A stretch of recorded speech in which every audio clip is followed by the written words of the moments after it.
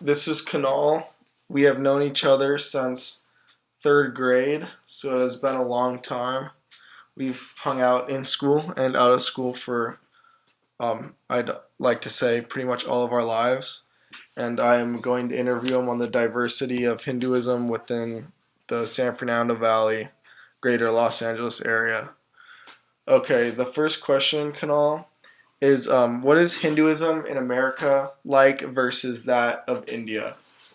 So in in terms of like in India, is in terms of celebrations are much bigger over there. Like it's celebrated in the streets and stuff widely throughout India, while over here it's kind of just celebrated in the temples and it doesn't like extend like outward. Like it's not in the streets over here because it's only in the temple area.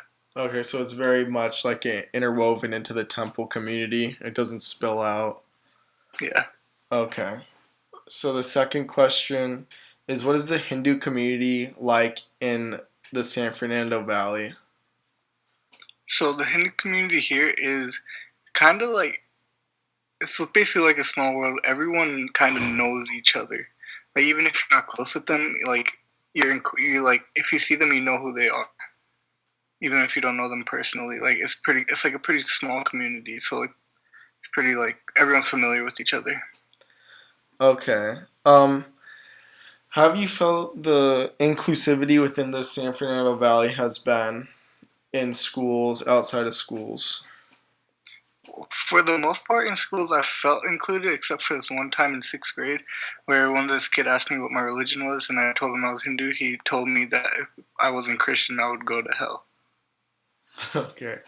Um, so what is your friend group like in within LA? Do you mostly revolve around the other Hindus from the temple, or do you branch out a lot at school and outside of school?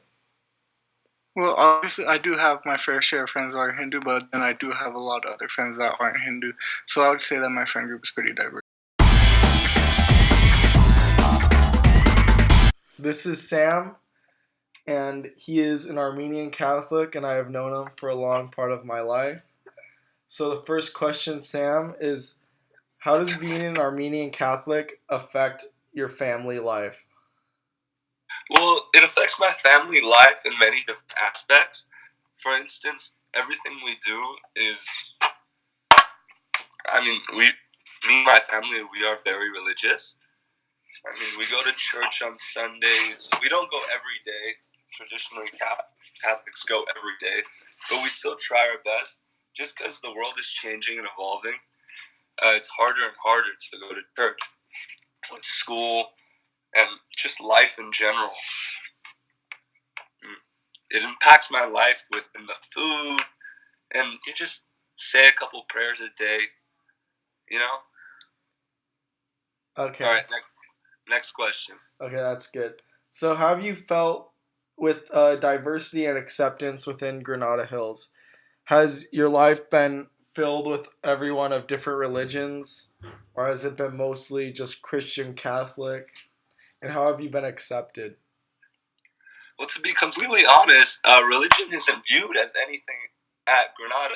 It's such a it's so melted together, everyone, like religion, like anything, race, religion, sex, everything's so similar that you're not really judged on anything. So it really never came up. Most people didn't even know it was Armenian Catholic, and I I didn't really know anyone else who was Armenian Catholic or anyone who was Muslim. I just knew them by their appearance, their name, how they reacted to me, how they respond, how daily talking. That's it. I really didn't care to know much about their religion. I just kept it to myself. Yeah, that's pretty much it on that question. Okay, that's good. And so, third question: How has how is religion viewed? Do you think within the San Fernando Valley or Granada Hills? I'd say it's viewed. I think it's pretty important to most people. There's many people I see don't care about religion, but me personally, I'm one. I'm very religious. I'm one with God because This last couple months, it's been really hard on me. My little brother, he had a little accident, and within that accident, he got hit by a car. And so God's really been a way for me to really know that things are going to get better.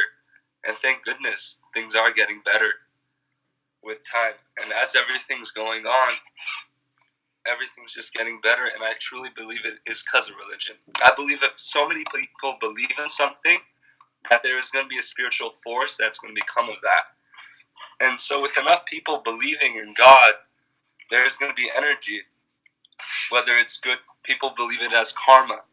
Like if you put energy out there, you will receive it back. And that's how I believe it. If you thank somebody and if you ask a spirit for something like this, you'll get something in return. My little brother, all I wanted is for him to get better. He's really my one person in my life that I truly love. He's my little bro. And for me to see him like that in a hospital for 1 month, is just heartbreaking. And then one way that I got through that was religion. Every day I prayed hundreds, thousands of times so he can get better. And most people only pray when they're down because they're looking for someone to talk to because they're alone and scared. But I believe you should pray in all circumstances. You shouldn't only pray when you're down because you can't be a one-edged sword. You need to pray both times. You need to pray when you're up and down. So it's like it's a fair battle. You know what I mean? Yeah, that was a really good answer. That was a very good answer. Thank you, Sam.